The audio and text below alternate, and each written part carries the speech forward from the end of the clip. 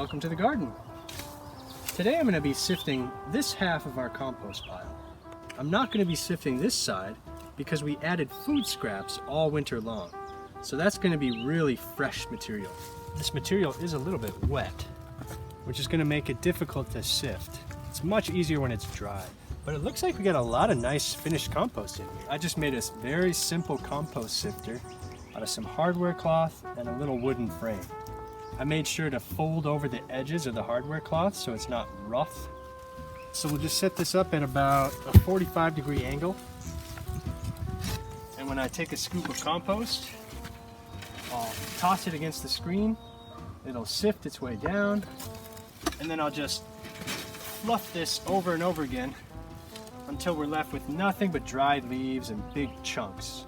Then that just goes back onto the pile. So let's get started.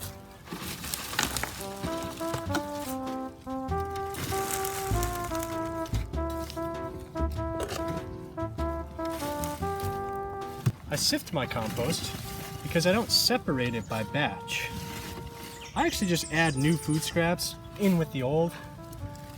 So I end up with a mix that's sort of partially finished. So in order to get the material I need, I have to sift it. And doing this helped me understand how things break down. I used to compost sticks, basically as an experiment, but I found that they take years to break down, even little tiny sticks like this. I try and stick just to dried leaves, and occasionally I'll add sawdust. All right, so I think we've sifted about maybe a quarter of the pile. And look at all this beautiful sifted compost.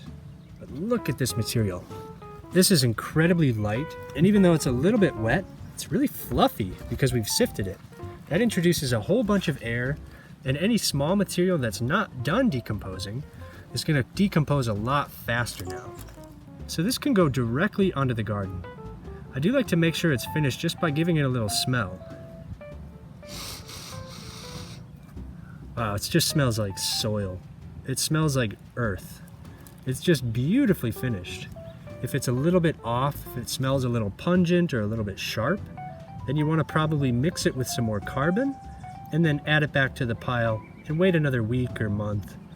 I'm going to scoop up as much as I can, and then we'll sift the rest of the pile.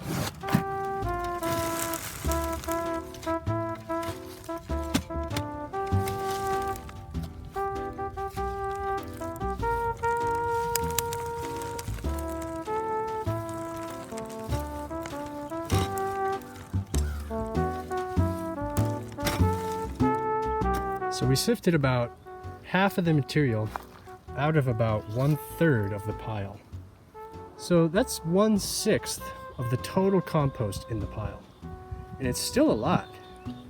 This is all 100% finished. This is going to have tons of nutrients and beneficial bacteria. It's just a miracle for the garden.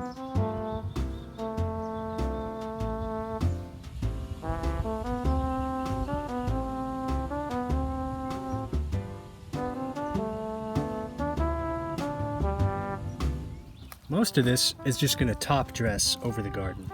I'm simply going to sprinkle it on top of the soil. I also like to make compost tea, but I also mix this about 50-50 with my native soil to make my garden soil. So this may look like a lot of compost, but it's going to end up only coating the garden about an inch, which is actually perfect for early spring, but I'm going to want another batch of compost about midsummer.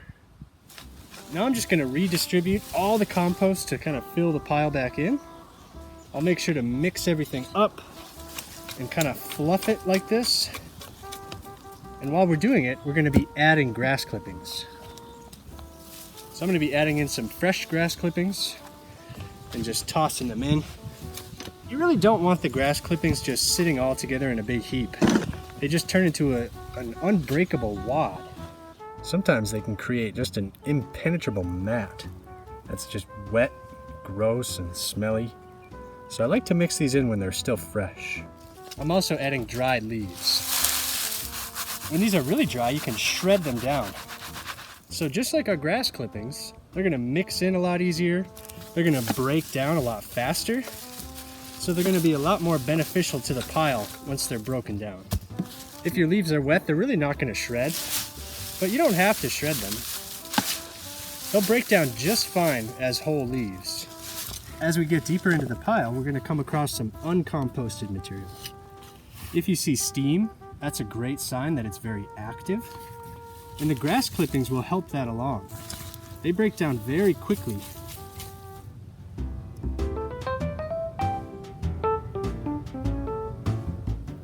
So these will actually help keep the pile hot.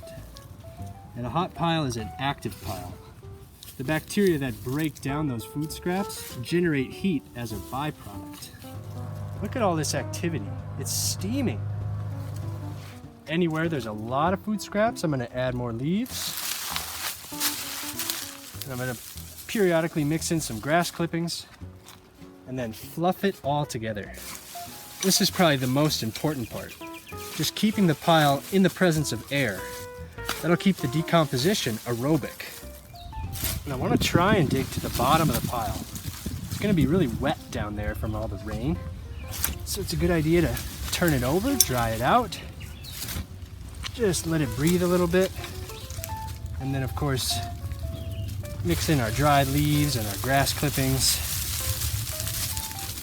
And then fluff it all together. This consistency is really important for the health of the pile.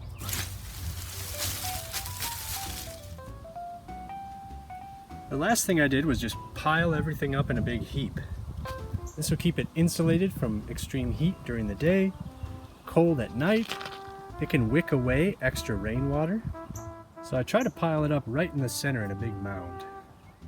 So hit that subscribe button if you want to stay tuned to see how I'm going to use all this amazing sifted compost.